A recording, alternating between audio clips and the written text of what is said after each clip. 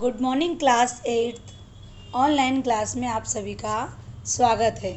हम यहाँ लेसन पढ़ने जा रहे हैं जिसका नाम है एक खुला पत्र। खुला पत्र का मतलब होता है जो सभी के लिए, सभी इस पत्र को पढ़ सकते हैं, इसीलिए यहाँ पर नाम दिया गया है एक खुला पत्र। यहाँ पर एक जिसकी आंखें नहीं, जिसके नेत्र नहीं थे, वह लड़की थी हेलन केलर द्वारा लिखित एक खुला पत्र है। इस पत्र में हेलन ने अपने जीवन परिचय के अवगत कराते हुए इन बच्चों को बताया है कि अगर जिनकी आंखें नहीं हैं वो अपने आप को वह कमी महसूस न करे, चाहे वह शरीर से कोई अपंग, जैसे किसी शरीर में उसके हाथ नहीं या पैर नहीं या आंखें नहीं, तो वो अपने आप में वो कमी ना समझे और वो परेशानी को वो अपने ऊपर हावी ना होने दे। और अगर वो उसने उस परेशानी पर अपने आप पर हावी कर लिया तो लोगों की दया याचना के लिए वो मोहताज रहेगी, लेकिन हमें वह कमी नहीं लगनी चाहिए। जब कमी कब नहीं लगेगी, जब हम मेहनत, परिश्रम और आत्मविश्वास के साथ आगे बढ़ने लगेंगे तो हमें वह कमी दिखाई नहीं देगी।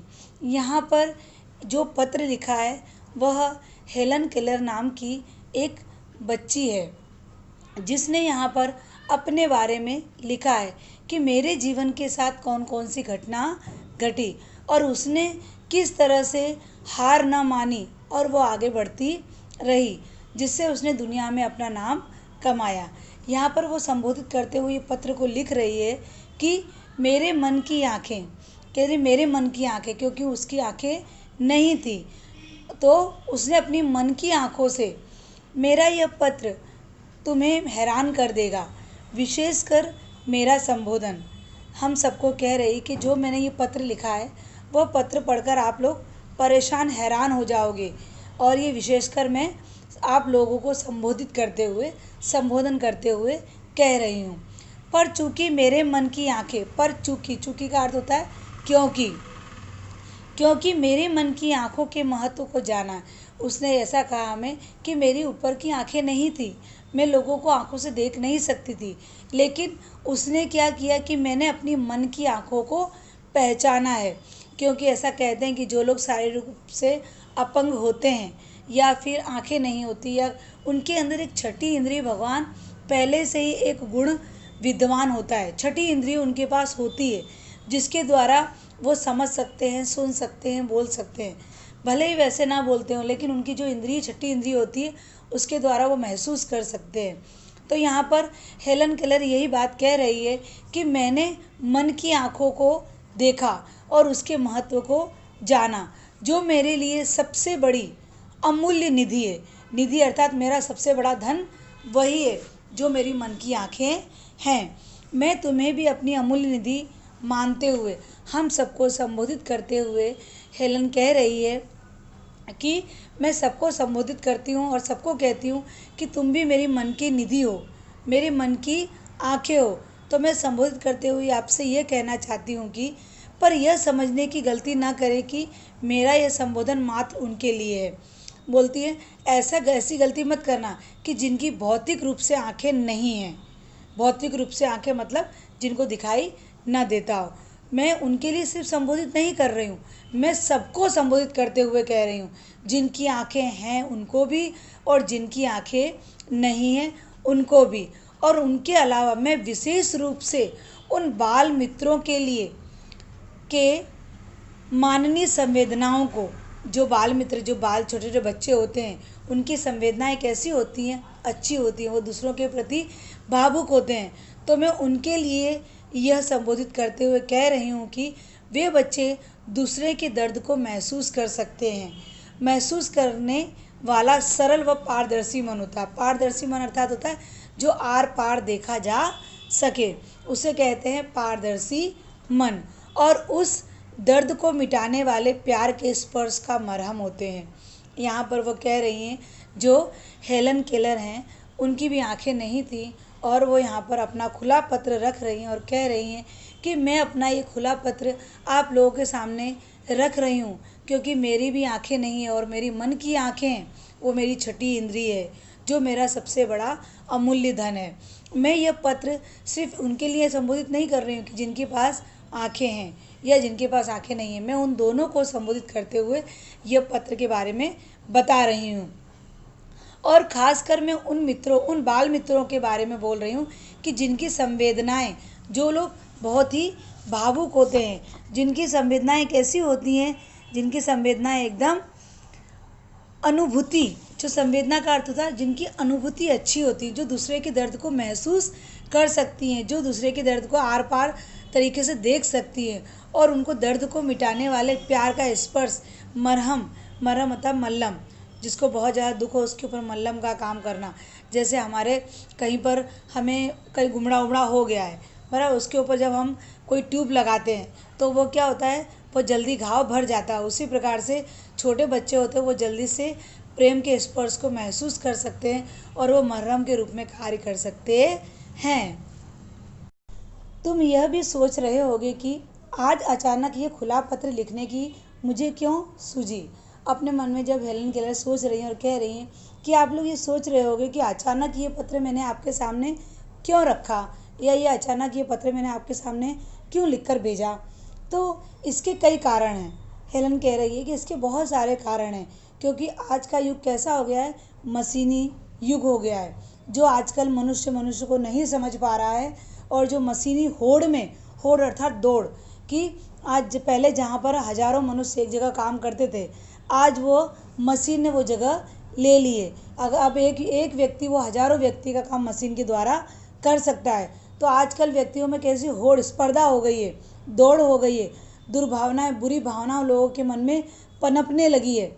लोग स्वार्थ के लिए जीने लगे हैं, लोग स्वार्थ की भावनाओं में एक दूसरे पर हावी हो गए हैं, एक दूसरे को नीचा दिखाने की प्रवृत्ति उनके मन में बैठ गई है। वो अपना जीवन जी नहीं रहे, बल्कि वो दूसरों को देख देख कर अपने जीवन को नष्ट करते जा रहे हैं। शीघ्र सब कुछ प्राप्त करने के लिए लालसा सब पर उन पर हावी हो गई है।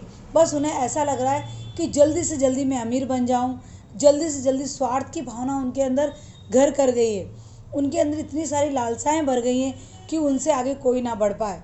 दूसरों के प्रति जलन, दूसरों के प्रति निंदा, यह व्यक्ति का स्वभाव बन चुका है।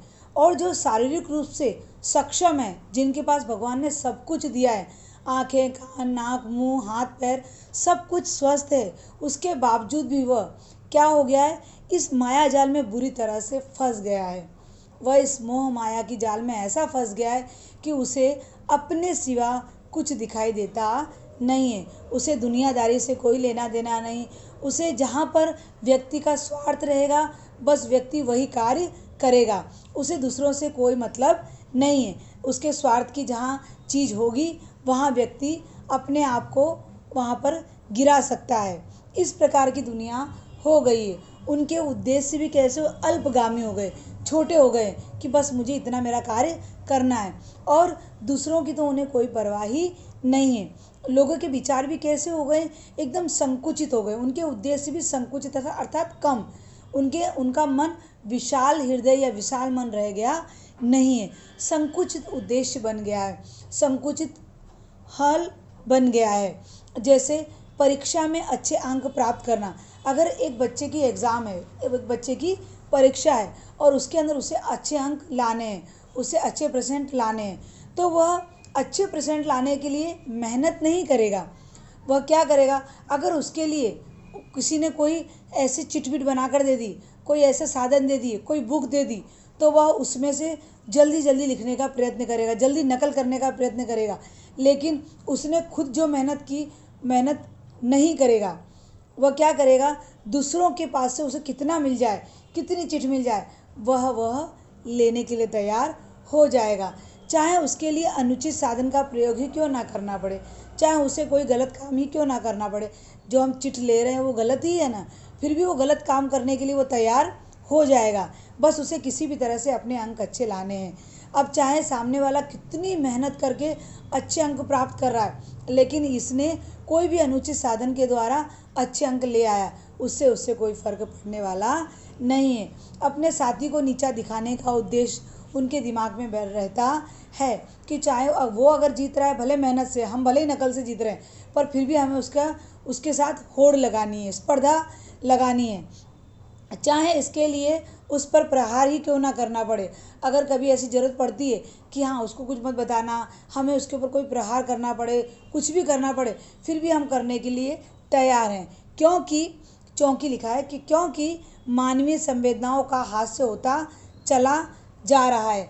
मानवीय संवेदना अर्थात उनकी जो अनुभूतियाँ होती हैं वे कैसी होती जा रही हैं, क्षय, कमी वाली होती जा रही है। हास्य मतलब होता है कमी, कि उनके अंदर ये कमी आ गई है। अल्पकालीन उद्देश्य, और उनके उद्देश्य भी कैसे हो गए, एकदम अल्पकालीन, कम वाले उनके उद्देश्य हो गए हैं। कुछ समय के लिए ही रहने वाला, अल्पकालीन अर्थात कुछ समय के ही उद्देश्य उनके पास रह गए हैं। और लिखा हुआ है वरीयता का अर्थ होता है सर्वश्रेष्ठ, और अल्पकालीन उद्देश्य वरीयता पाते जा रहे हैं। और जिनके अल्पकालीन कम उद्देश्य रह गए हैं, जिनके अंदर संकुचित मगज रह गया, बस वही सर्वश्रेष्ठ होते जा रहे हैं।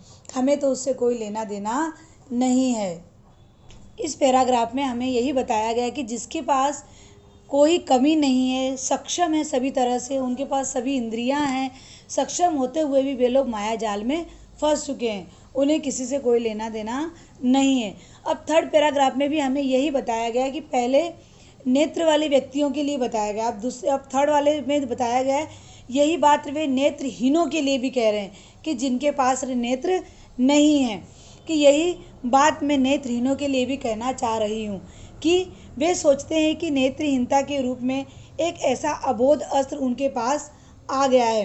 तो वो कह रहे हैं कि जिनके पास नेत्र नहीं है वे अपने आप को नेत्रहीन ना समझें, क्योंकि नेत्रहीन व्यक्ति अगर ऐसा सोच रहा है कि वह अचूक, उसके पास एक ऐसा अचूक अस्त्र है कि जिसके माध्यम से वे ऐसा कहें कि भाई मेरे पास नेत्र नहीं है, वो अपनी ऐसी नाजायज़ मांग रखें कि जिसकी कोई कल्पना नहीं कर सकते, तो अरे भाई ये तुम गलत कर रहे हो, तुम्हारे पास भी नेत्र है, तुम अपने आप को नेत्रहीन न समझो, क्योंकि अरे भाई तुम्हारे पास तो एक प्रबुद्ध छठी इंद्रिय है। सबके पास 5 इंद्रियां होती हैं, लेकिन तुम्हारे पास तो छठी इंद्री भी है, जिसके पास आँख, कान, नाक, मुंह सब होता है। उसके अलावा तुम्हारे पास, जिनके पास नेत्र नहीं है, नेत्रहीन है, तो तुम लोगों को भी नाजायज़ मांग नहीं करनी चाहिए, क्योंकि भगवान ने तुम्हें छठी इंद्री दी है कि जिसके द्वारा तुम मन को आर पार देख सकते हो, समझ सकते हो। समय के पार देखने सकने की और मन के भीतर झांक सकने की उसका प्रयोग क्यों नहीं करते। तुम्हारे अंदर भी छठी जो इंद्री भगवान ने दी है, तो वो छठी इंद्री कैसी है कि तुम किसी के भी मन के अंदर झांक कर उसके भीतर घुसकर तुम सब कुछ देख सकते हो, तो उसका प्रयोग क्यों नहीं करते। क्यों हम किसी के आगे हाथ फैलाएं, क्यों हम ऐसा अपने आप को ऐसा साबित करें कि हमारे अंदर कमी है और आप हमें इसकी दया भीख दो, ऐसा हम क्यों करें। ऐसा हमें करने की कोई आवश्यकता नहीं है। तुम्हारे पास इतना संवेदनशील मन है कि तुम्हें किसी की आवश्यकता नहीं है। उसका दरवाज़ा क्यों बंद करके रखा है। उसका जो मन का जो छठी इंद्रिय है तुम्हारी, उसके दरवाजे को खोलो। तुम्हारे अंदर भी इतना सामर्थ्य है, इतना तुम्हारे अंदर भी शक्ति है। अपनी उच्च प्रतिभा को पहचान कर उसे जागृत करो। तुम्हारे अंदर जो प्रतिभा अंदर भरी हुई है, जो अपनी प्रतिभा को नहीं पहचान पाते, तो अपनी प्रतिभा को तुम पहचानो और उस प्रतिभा को पहचान कर उसे जागृत करो, उसे उजागर करो, उसे बाहर लाओ। ऐसा करोगे तब तुम्हारे अंदर अपने आप वह प्रतिभा उत्पन्न होगी और अपने आप जो तुम्हें ऐसा लगता है कि पूरी दुनिया अंधकारमय है, क्योंकि जिनके पास आंखें नहीं उसे ऐसा लगता है कि दुनिया में कुछ कब सुबह हुआ, कब रात हुई, कब अंधेरा हुआ, उसे कुछ नहीं पता चलता। लेकिन वह छठी इंद्रियों के द्वारा अपने आप को जान सकता है, समझ सकता है। और जब उसने अपनी वो छठी इंद्री खोल दी तो उसकी प्रतिभा के कारण उसके अंदर वो रोशनी आ जाएगी और अंधेरा अपने आप दूर हो जाएगा। तुम्हें अपने बचपन की कुछ बातें बताना चाहती हूँ। अब हेलन कह रही है कि मेरी जो बचपन की बातें हैं वो मैं तुम्हें अपनी बातें शेयर करना चाहती हूँ, बताना चाहती हूँ कि जब मैं छोटी थी तो एक बार मेरे साथ ऐसा हुआ कि मेरे साथ इतनी घातक रूप से मैं बीमार हो गई कि मुझे ऐसा लगा कि अब मेरे बचने की कोई आशा नहीं है।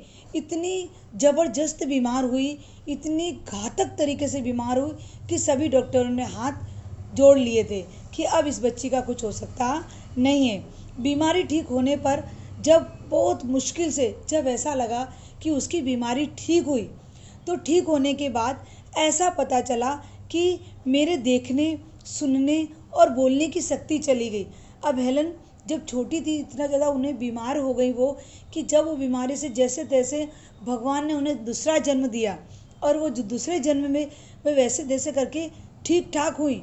और जैसे ही वो ठीक हुई, तब उन्हें बाद में ये पता चला कि उनके सुनने, बोलने और देखने की तीनों शक्ति चली गई है।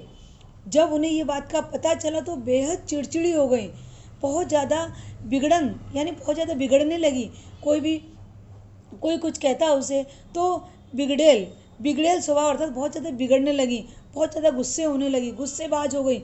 उन्हें कुछ भी अच्छा नहीं लगता था, वो किसी के साथ अच्छे से व्यवहार नहीं करती थी, बस उन्हें गुस्सा। कोई अगर उनसे कुछ बात करता तो वो चिढ़ जाती, क्योंकि व्यक्ति के पास सब कुछ होते हुए भी सब भौतिक सुख सुविधाएं थी और अचानक सब सुख सुविधाएं उससे छीन जाए तो व्यक्ति चिड़चिड़ा ना होगा तो कैसा होगा। तो उसी प्रकार से हेलन की हालत हो गई थी। हेलन भी बहुत ज़्यादा दुखी हो गई थी, बहुत चिड़चिड़ी हो गई, किसी से अच्छे से बात नहीं करती थी। मेरे पास अभिव्यक्ति की कोई भी क्षमता नहीं रह गई। वो अपनी बात को अभिव्यक्त अर्थात व्यक्त करना, प्रकट करना, वो अपनी बात को किसी के साथ कैसे प्रकट करें, वो उनके पास क्षमता ही नहीं थी। वो इतनी घबरा गई थी कि मैं क्या करूं, मैं कैसे अपनी बात को दूसरों तक पहुंचाऊं। मेरे समझ में नहीं आ पा रहा था कि वो क्या करती, मेरे साथ क्या हो रहा है। पर मेरे आसपास के लोग भी इतने ही दृष्टिहीन हो गए। अब उन्हें ऐसा समझ में नहीं आ रहा कि मैं अपनी बात को कैसे व्यक्त करूं। वो समझ नहीं पा रही थी कि वो क्या करें, पर मेरे साथ क्या हो रहा है। वो एकदम घबरा गई। पर उन्हें ऐसा लगा कि जो मेरे आसपास के लोग थे, वह भी ऐसा लग रहा है जैसे वो भी दृष्टिहीन हो गए हों, जो यह समय नहीं पा रहे थे कि मेरे व्यवहार में इतना आक्रोश क्यों है। क्योंकि एक बच्चे की अगर आँख, कान, बोलना, सुनना सब कुछ एक साथ चला जाए तो कोई भी बच्चा होगा वो इतना ही आक्रोश से भर जाएगा। लेकिन जो उसके आसपास के लोग थे, जो उसके माता पिता थे, सभी लोग ही वह कह रही बच्ची कि ये भी सब दृष्टिहीन हो गए हैं, क्योंकि ये लोग मुझे समझ ही नहीं पा रहे थे कि मेरे व्यवहार में इतना गुस्सा, इतना आक्रोश क्यों भर गया है।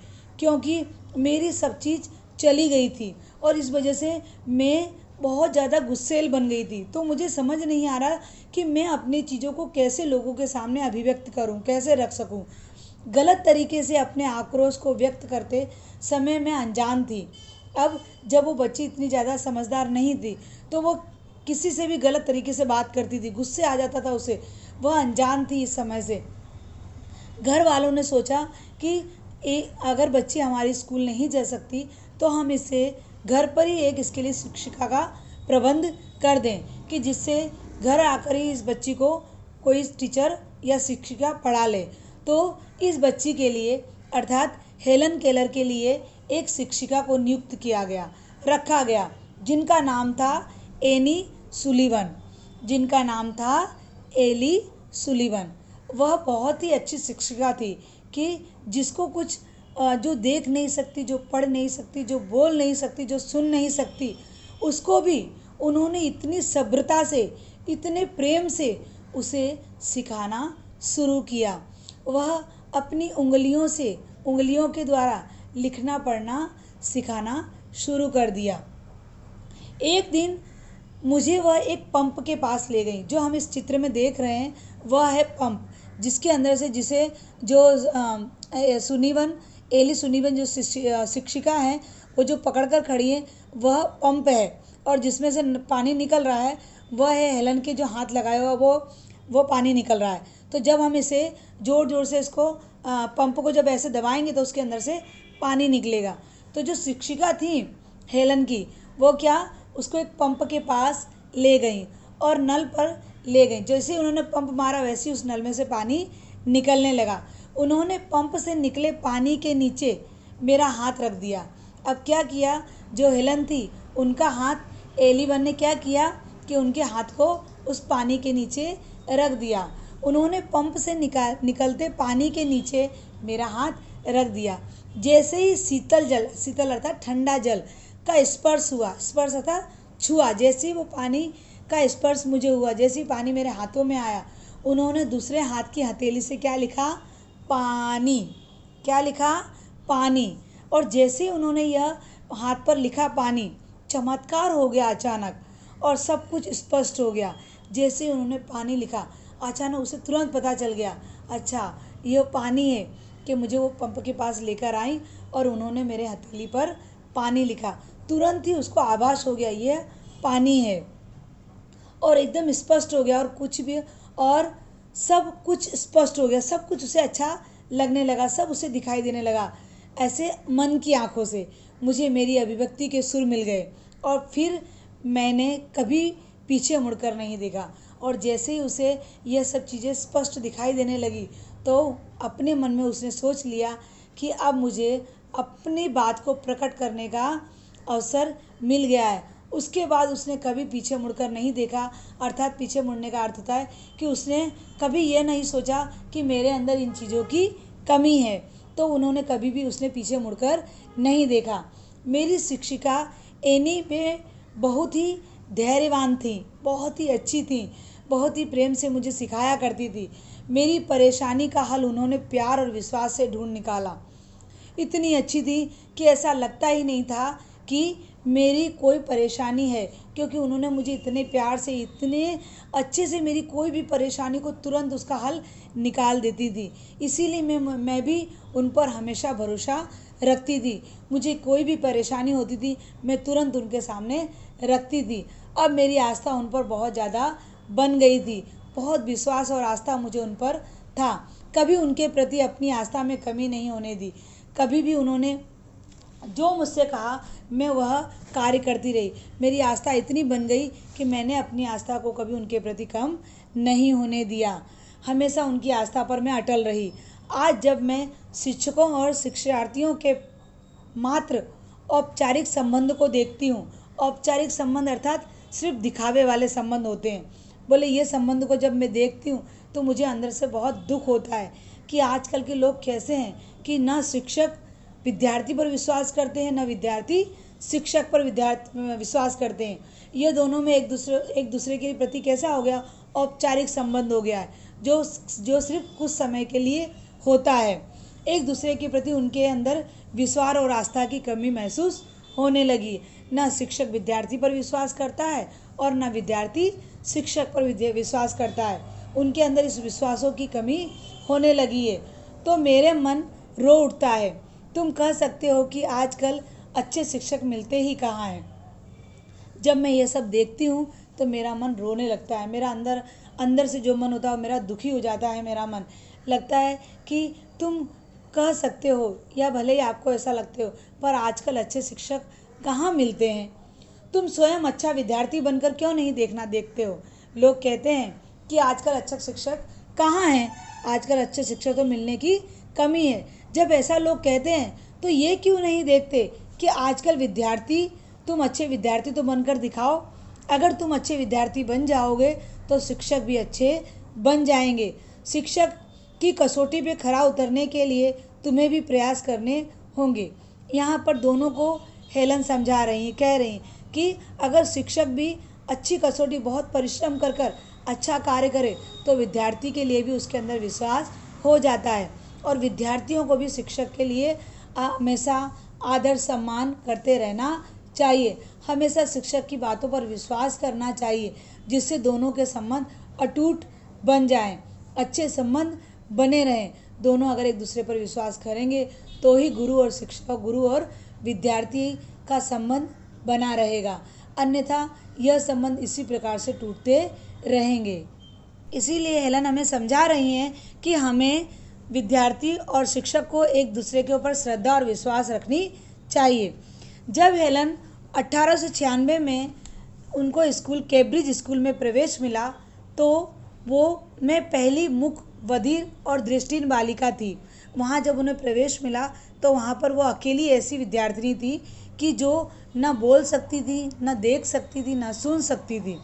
तीनों उनके अंदर न होते हुए भी उन्हें कैम्ब्रिज स्कूल में प्रवेश मिला। तो उच्च शिक्षा में दाखिल होने के लिए उन्हें खूब मेहनत करनी पड़ी।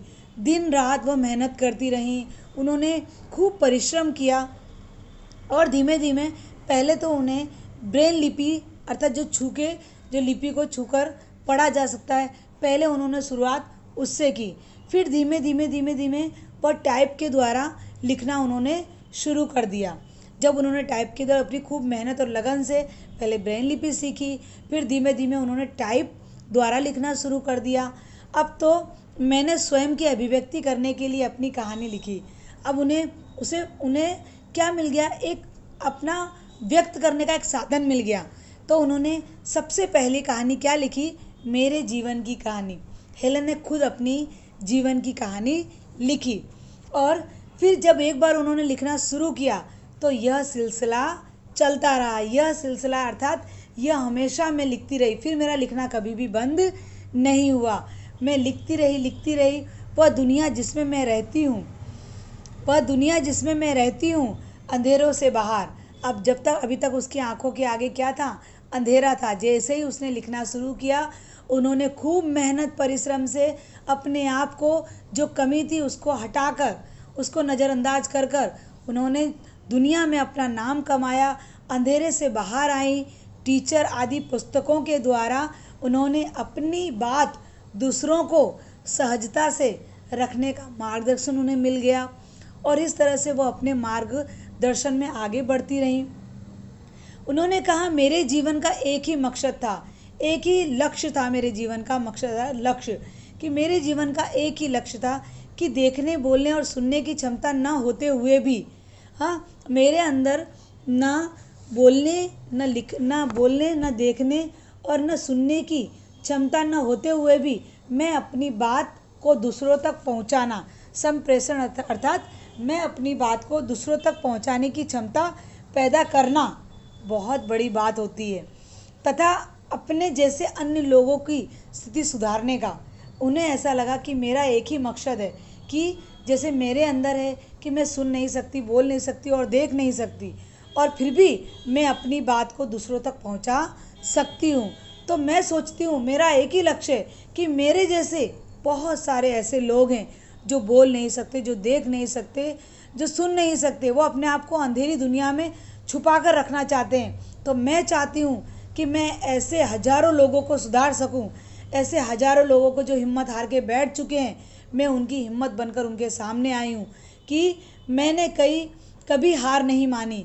वो कह रहे हैं कि मैंने भी कभी हार नहीं, मैं भी तुम लोगों जैसी हूँ जो मैंने कभी हार नहीं माने और अपनी कमियों को खुद पर हावी नहीं होने दिया, कि मेरे अंदर जो कमी थी उसे भी मैंने कभी अपने ऊपर हावी नहीं होने दिया। यह मैंने प्रमाणित करके दिखा दिया, यह मैंने सत्य करके दिखा दिया कि जहाँ चाह वहाँ राह, जहाँ हमारी चाह होगी वहाँ हमें कोई रोक सकता नहीं है। जहाँ चाह होगी वहाँ भगवान अपने आप हमें रास्ता देगा, वहाँ रास्ता अपने आप, वहाँ राह अपने आप बनती चली जाएगी। इसीलिए मेहनत और परिश्रम से कभी पीछे मत हटो और नई दिशा की ओर आगे बढ़ते जाओ। हेलन जब बड़ी हुई तो उन्होंने ये पत्र लिखकर हमें सबको संबोधित किया है। हम यहाँ पर छोटे बच्चों को संबोधित करते हुए कह रही हैं, इसलिए मेरे प्यारे बच्चों, अपनी क्षमता को उभारो और उस क्षमता को विकसित करने के लिए अपनी अभिव्यक्ति का माध्यम ढूंढ निकालो। अपनी क्षमता, जो तुम्हारे अंदर क्षमता है और तुम उस क्षमता को पहचान नहीं पा रहे हो, तो हे छोटे बच्चों, तुम अपनी उस क्षमता को बाहर निकालो।